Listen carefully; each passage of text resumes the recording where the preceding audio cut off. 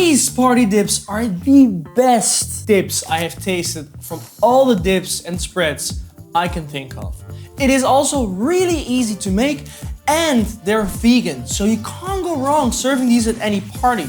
Then of course with amazing dips, you need an amazing base, so I'll also share with you my easy pita recipe that you can make from scratch. The first dip is a mango coconut hummus, and the second is the curry flavored eggplant dip. The third is the sweet potato caramelized onion truffle dip. Yes, you heard that right. It's dipping time! So no more waiting, let's go! First, the mango chutney coconut hummus.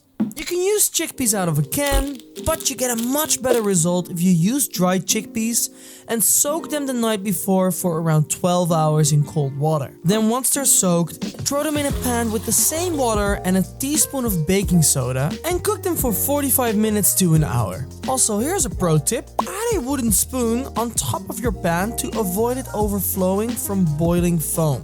And also make sure to lower the heat a bit to let it simmer for that hour. Then after an hour, add the chickpeas to a mesh strainer, but save the boiling water. That is now magically turned into aquafaba. Run the chickpeas on the cold water and set them aside. Then it's time to grab your food processor, what we're gonna use throughout the whole video. Add your 400 grams of chickpeas, 2 cloves of garlic, 3 tablespoons of tahini, 2 tablespoons of lemon juice, 10 cracks of salt and pepper, half a teaspoon of cumin, half a teaspoon of chili powder, and 3 tablespoons of your magical aquafaba. Then blitz until combined and then add 3 ice cubes and 2 tablespoons of olive oil. Then process it again until it's nice and smooth.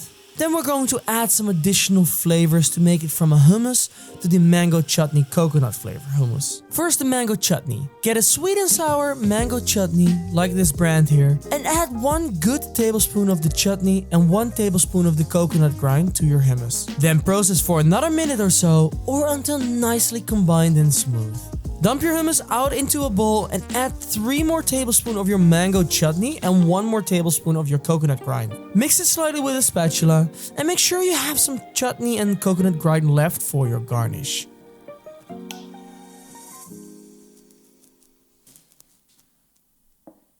Then we go straight on to the second dip, or spread, whatever you want to call it. The truffle sweet potato caramelized onion spread. For the sweet potato mix, preheat the oven on 200 degrees Celsius or 400 degrees Fahrenheit. Then peel 1 very large sweet potato or 2 small ones. Cut them into large cubes and make sure you have a sharp knife or this will be hell and dangerous. Drop them onto a baking sheet with some olive oil, salt and pepper and then roast them for 30 minutes. While that's roasting, prepare your other ingredients. Smash your garlic and the like buttons and then peel and mince the 2 cloves of garlic. For the caramelized onions, get 2 yellow onions, cut them into stripes like so, and add them to a pan with some oil or butter and some salt. Then let that simmer for 30 minutes on low-medium heat while occasionally stirring. When your sweet potatoes are roasted and slightly cooled, add them straight to your food processor and blitz them smooth. Then add 3 tablespoons of tahini, your 2 cloves of garlic, half a teaspoon of cayenne pepper, 1/4 teaspoon of cumin powder, 1/4 teaspoon of smoked paprika powder, and add 3 tablespoons of truffle oil. The higher the quality, the better. Add juice of 1 lime, blitz, 10 cracks of salt and pepper, and then make sure to adjust to taste. Then let your food process do its thing for a few minutes until the spread is completely smooth like this. Look at that. Freaking magnificent. Serve in a small dish with the caramelized onions on top. To finish it off, I added some white sesame seeds and a leaf of cilantro for color contrast. What a beauty, right? Then on to the last, but not least, the curry style eggplant dip, or spread, whatever you want to call it. So for the curry style eggplant dip, also preheat your oven to 200 degrees Celsius or 400 degrees Fahrenheit. Then grab 2 eggplants, then stab them with a fork to avoid them from exploding. Put them on a baking sheet with some olive oil and into the oven for 45 minutes. While those get nice and toasty, roughly cut 2 red onions and 4 cloves of garlic. Throw them into a pan with 4 teaspoons of curry powder and 2 teaspoons of garam masala. Cook it for 3 minutes. Then set it aside, and after roasting the eggplants for 45 minutes, let them cool a bit and peel a line of skin off. Then scoop out the insides with a spoon and discard the peels. Put everything into the food processor and also add 2 teaspoons of maple syrup, juice of 1 lime and 10 cracks of, you guessed it, salt and pepper. Then blitz it together. Don't forget the 4 tablespoons of tahini and 2 tablespoons of olive oil like I did, and then blitz again, but make sure it's still a bit chunky. You don't want this completely smooth. Taste and adjust the flavor with some salt, pepper, or if you like it more sour, some lime juice. Serve in a small bowl and add some garnish to your liking. I added some cilantro leaves and black sesame seeds here. And then that's your third tip. Enjoy. But wait, you can't just enjoy this without toast or even better, your homemade pita bread, which is really easy, so here we go. For the pita, make sure you preheat your oven to as ripping hot high as your oven can go, preferably to 250 degrees Celsius or 500 degrees Fahrenheit. And preferably add a pizza stone or metal plate for the optimal result. But if your oven doesn't go as high, you can also use the alternative method, what is to bake them into a cast iron skillet. Now for the pita dough, add to your stand mixer bowl 520 grams of all-purpose flour, 7 grams of salt, 7 grams of instant yeast, 340 milliliters of lukewarm water, 2 tablespoons of olive oil, and then mix everything nicely together, and then let your stand mixer do the kneading for you for about 10 to 15 minutes or until you can shine a light through your dough without tearing it. You can of course also knead your dough by hand. I was just a bit lazy today, okay? Then after kneading, take it out of the bowl, give it a slap of love, shape it into a tight dough ball and add it to a greased bowl to let it rise for 1.5 hours or until the dough ball has doubled in size. Once risen, punch it down again, cut them into 12 even dough balls of 50 grams each and shape them into tiny small tight balls.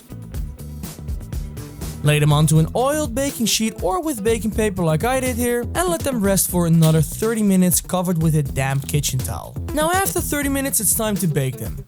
There are 2 methods. First one is in the oven. Roll them out to a flat disc of around 5 mm with a rolling pin and make sure to use flour on your work surface and rolling pin to avoid the dough from sticking to the work surface or the rolling pin. If this happens, the dough starts tearing and that's bad because you don't get the nice puffed balloon effect in the oven. What is also important to achieve that lovely puffed ball is the right temperature. That's why a hot enough oven is crucial, and otherwise the dough will stay flat.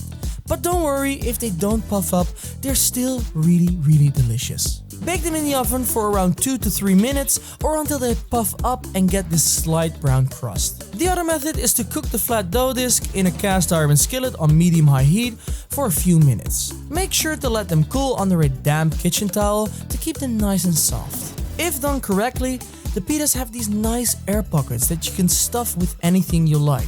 But that's another use case. For now, we just want to use it to tear off a lovely piece and swoop it into one of our dips. Now that's a plate that makes any party just 10 times better. So I've been looking at this plate for too long and I'm hungry, so it's taste test time.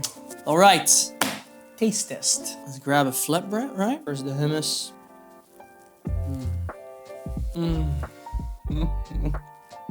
How can something so easy be so delicious? It's insane. Okay, sweet potato with caramelized onions and truffle. Whoa! Wow! That truffle taste is absolutely amazing. Make sure that when you use truffle oil, you know how strong the truffle oil is, that you don't do too much or too less because there's different percentages of that, but it definitely works in this one. Now for the curry-inspired eggplant dip. Oh, it's fresh with a kick of curry at the end. The beauty is that the hummus is the all-encompassing sweet, spicy, savory. The sweet potato truffle is kind of the main course. It's like smooth, but also heavy because of the truffle, but it's full of flavor. And then the eggplant is nice and refreshing. It has this sourness to it that it's just the perfect holy trinity of dips. I'm out. I can't do this anymore. I wish I could pull you through the screen to just taste this right now because it's so good, really. All these dips are flavor bombs. The sweet, savory, spicy in the hummus, the curry flavors in the eggplant dip, and the silky smooth truffle sweet potato taste is just the perfect holy trinity of dips in my opinion. And of course, sponsored by the homemade Pita. But please let me know in the comments below what you think of these dips and if you've made any, or if you have any dips that I should try. Because these dips are absolutely great, but my quest to any other perfect dip is still in progress. So please let me know in the comments below if you have an amazing secret recipe or something. And if you've watched it all the way to the end, thank you for watching. I truly appreciate it. If you would be so kind to give this video a like, and if you want to see more of my videos, subscribe to my channel. And if you don't want to make something like this, but you want something else to scoop your dips with, I would suggest you check out my flatbread video right here. So I see you in that video, or I'll see you in the next video. But thanks for watching. Goodbye for now.